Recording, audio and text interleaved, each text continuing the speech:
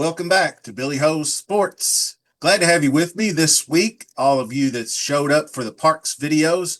Today we're going to polish off the Pennsylvania Derby Day card with the pick five, a Philly five. So the preview videos, I put all the videos out, all 7 stakes races, our full breakdown, past performances, race replays, all the things you love about Billy Ho Sports.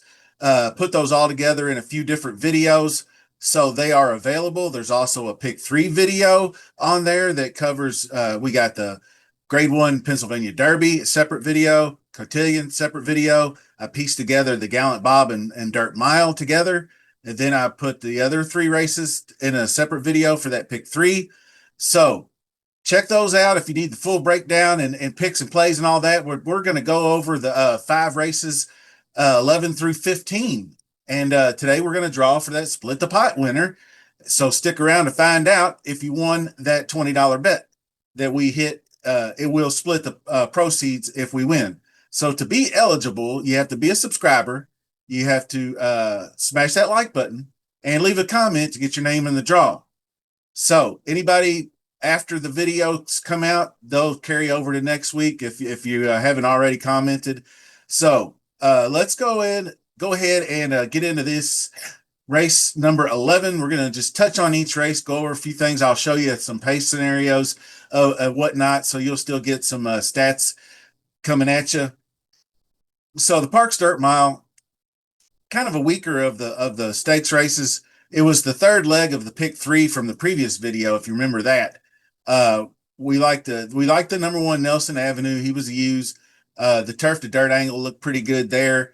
He had a previous high finish in the Salvatore Mile before his 2 turf races. So I thought that looked pretty good. I passed 109 Brisnet speed figure at Parx. Also, I thought was very tempting.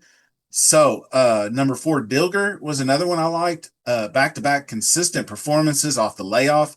Looked pretty good. Saffy Jr. is 22% for the third off a layoff. His past experience versus Tougher, I thought made him a nice use. I like the number 5 Catalytic. I think might be improving. This is Saffy Joseph's Jr.'s other horse in the race. I think he's improved since he's come to the barn. I think a jockey upgrade is very good as well. So good speed in his last, especially the late stages of the and the 8 furlong distance might just be his spot. So 7 Far More Power is consistent performances at Parx. Mayor's Mile was on par with what I was looking for. The number 8 Coastal Mission is the one I'm kind of iffy about, but could be a very strong play. Been off 6 months since a poor outing last March, but I think he's capable of winning because he won this race last year. Now, you could leave him off the ticket due to that, and I might if things change, but right now I have the money to spend, so I'll just go ahead and throw him in there. So I'm going to go deep. 1, 4, 5, 7, 8 in leg 1. So I'm going 5 deep leg 1. Race number 12, Gallant Bob. Very, very good field. If you watch the video, we covered horses like Retribution.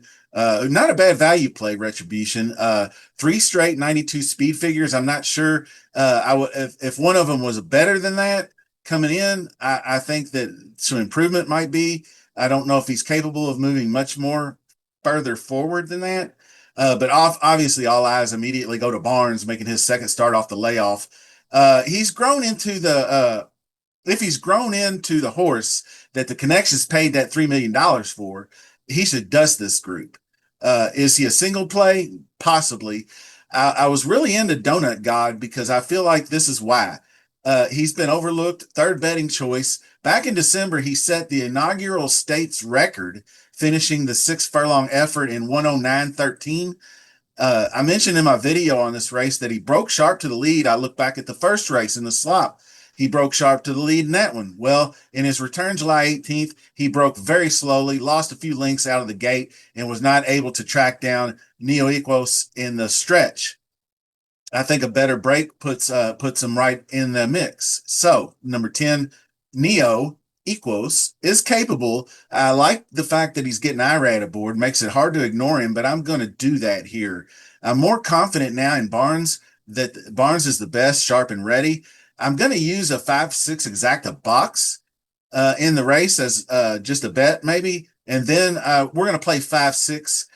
You can single the 5. I'll probably throw out a multiple tickets. I think I'll take a second ticket, single in the 5, and we'll see how that works out. But I like the 6 too. I should say 6 also. Race 13 is the Cotillion. Now, this is going to be my biggest stand of the weekend. Scottish Lassie, obviously 9-5 favorite. I think that's a lot of recency bias. He could very well, she could very well best this group. I mean, judging from the ass whooping she put on him in the Coaches Club Oaks.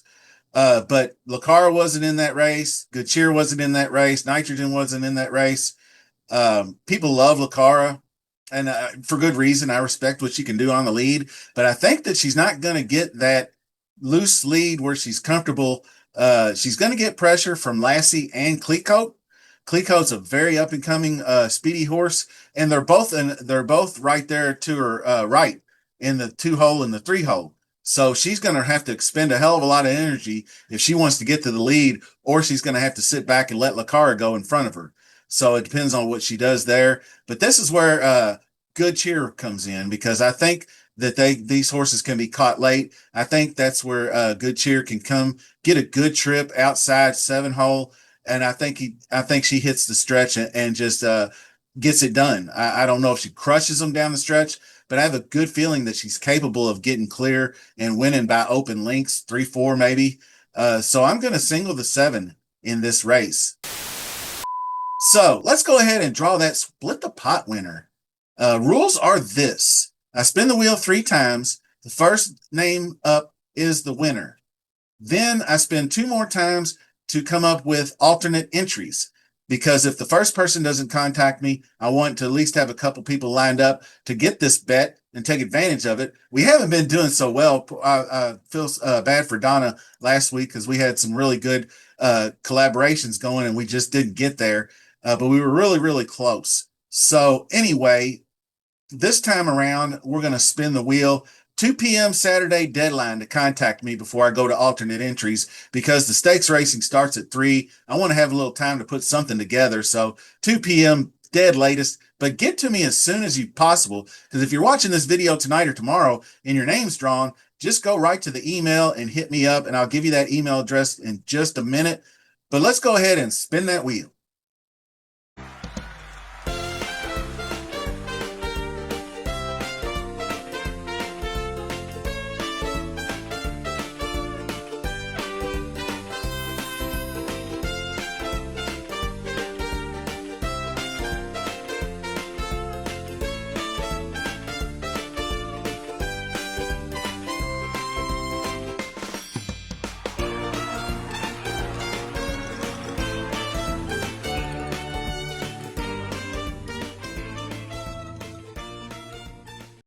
All right. Congratulations.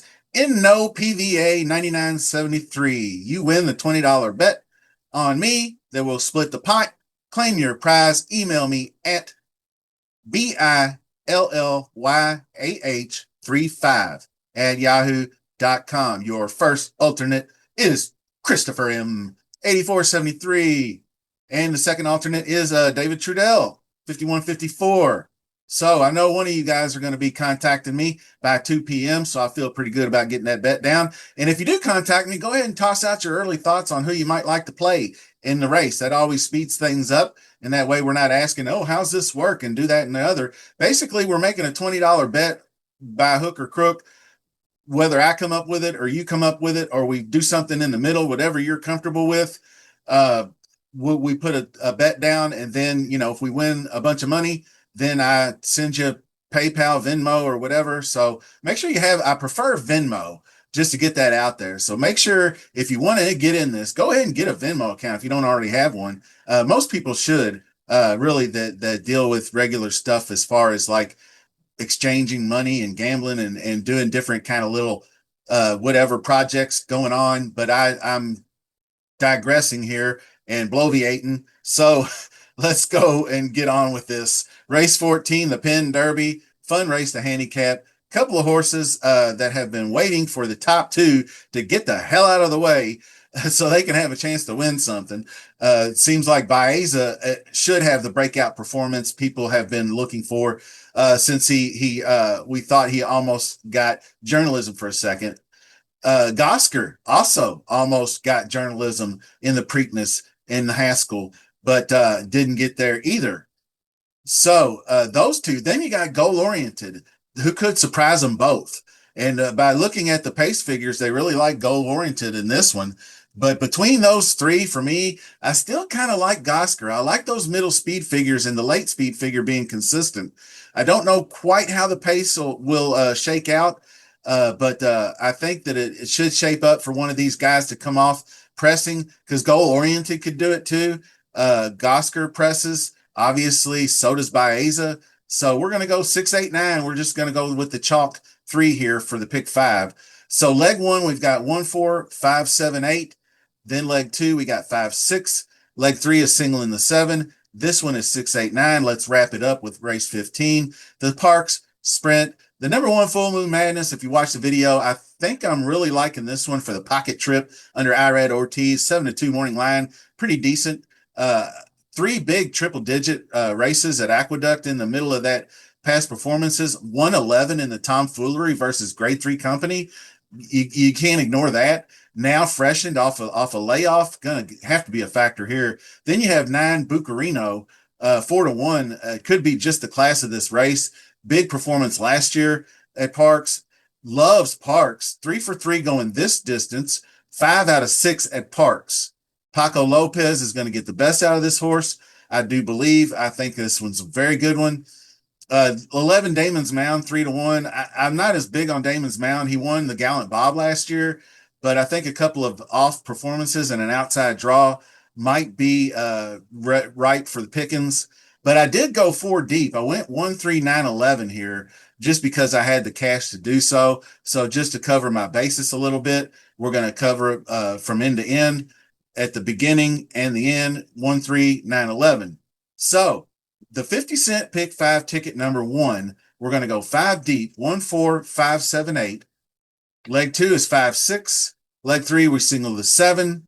Leg 4 is 6, 8, 9. And this one's 1. And we're going to go 3 deep on this one. So we keep the under the ticket because like I said, I'm not as high on the 3 as I would be. I believe that's Hold My Bourbon.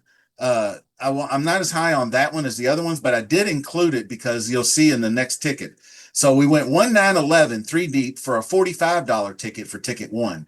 So we've got 5 by 2 by 1 by 3 by 3. Now the next ticket is going to be a real big spread in leg 1. We're going to use the number 1, but then we're going to spread horses 3 through 8. So that's 7 total horses in leg 1. Then we're singling Barnes in leg 2, the 5, taking out the 6. Then we single the 7. So that affords us more horses. So we got back-to-back singles with the 5 and the 7, Barnes and Good Cheer. Then we go 6, 8, 9, the chalky 3 in the Penn Derby. Then we can go 4 deep in leg 4, 1, 3, 9, 11. That makes a $42 ticket. So that comes out perfect. Now remember, scratches are going to come out, especially this first leg. I'm sure with 7 horses, a few of them are going to be scratched. So I may mix and match and replace a few. I may just click the all button in leg 1. If anybody scratches out of leg 1, I think the first thing I'll do is just say all button for leg 1. And then that way we're covered. And it's always nice to get out of leg 1. And then maybe if you bang out a couple chalky singles, then you're live and hopefully hit something coming down later on. But congratulations to our winners. No PVA. Make sure you hit me up on my email address. Make sure you sub to the channel to get in future draws. Smash that like, keep the comments coming, and we'll see you soon.